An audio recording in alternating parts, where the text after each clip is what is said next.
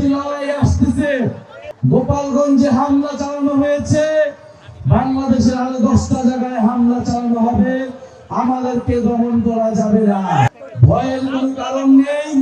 আপনারা সচেতন। মুন্সিগঞ্জের আলেমেরা, নারী সমাজ, শ্রমিক জনতা লড়াই করেছিল ফ্যাসিস্ট স্বৈরাচারের বিরুদ্ধে। মুন্সিগঞ্জবাসীকে আমরা জানাই লাল সালাম। আমরা জানি সামনে আমাদের আরেকটি লড়াই আসতেছে, আমরা সেই লড়াইয়ের প্রস্তুতি নিচ্ছি। আমরা জানি আমাদের লড়াই অনেক ফ্রন্টে করতে হবে। প্রিয় মুন্সিগঞ্জবাসী, সেই সাহসিকতার সাথে সামনের এই নতুন বাংলাদেশ বিনির্মাণের লড়াইয়ের সাথে থাকবে আমরা জানি।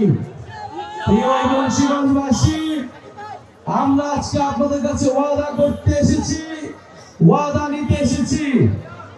গোপালগঞ্জে হামলা চালানো হয়েছে, বাংলাদেশের আরো 10টা জায়গায় হামলা চালানো হবে। আমাদেরকে দমন করা যাবে না। সংগ্রামী মুন্সিগঞ্জবাসী, মুজিববাদের বিরুদ্ধে যে লড়াই, যে যুদ্ধ আমরা ঘোষণা করেছি গণ অভ্যুত্থানের মধ্য দিয়ে, ফ্যাসিবাদী ব্যবস্থা বিলোপের যে লড়াই আমরা শুরু করেছি, এই লড়াই সমাপ্ত না করে আমরা শেষ থামবো না। মুন্সিগঞ্জবাসী, আপনাদেরকে এই নদী ভাঙন থেকে রক্ষা করব আমরা, নদী দুর্যোগ থেকে রক্ষা করব আমরা।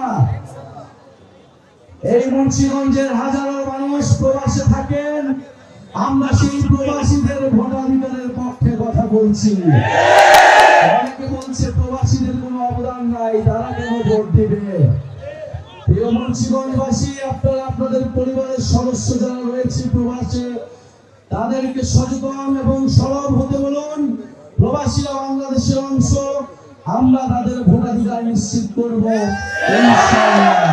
নতুন বাংলাদেশের জন্য আমরা লড়াই করে যাচ্ছি, ইনশাআল্লাহ আমরা সেই লড়াইয়ে জিতব। আমরা আমাদের সাথে উপরালা রয়েছে, নিচে বাংলাদেশের জনগণ রয়েছে, আর রয়েছে মুন্সিগঞ্জের প্রতিবাদী জনগণ। সংগ্রামী মুন্সিগঞ্জবাসী, ভয়ের কোনো কারণ নেই।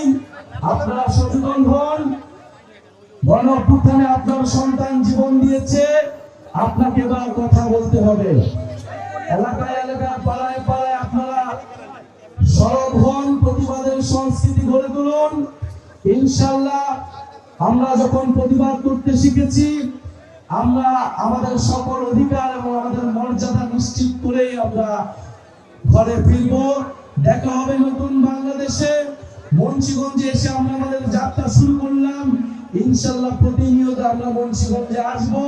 মুন্সিগঞ্জ আমাদের, আমরা মুন্সিগঞ্জকে নিয়ে আমরা নতুন বাংলাদেশ নির্মাণ করব।